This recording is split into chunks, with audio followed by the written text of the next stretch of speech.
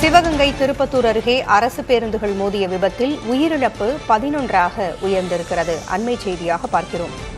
சிவகங்கை திருப்பத்தூருக்கு அருகே அரசு பேருந்துகள் மோதிய விபத்தில் உயிரிழப்பு 11ஆக உயர்ந்திருக்கிறது.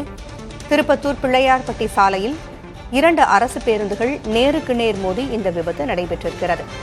காரைக்குடி நோக்கி சென்ற அரசு பேருந்தும் மதுரை நோக்கி சென்ற அரசு பேருந்தும் நேருக்கு நேர் மோதி இந்த விபத்து நடந்திருக்கிறது. இந்த விபத்தில் உயிரிழப்பு எண்ணிக்கை தற்பொழுது 11ஆக அதிகரித்திருக்கிறது.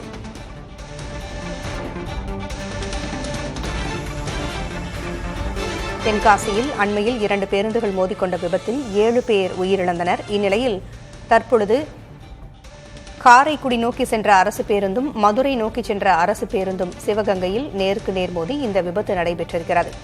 இந்த விபத்தில் தற்போது உயிரிழப்பு எண்ணிக்கை 11ஆக அதிகரித்திருக்கிறது.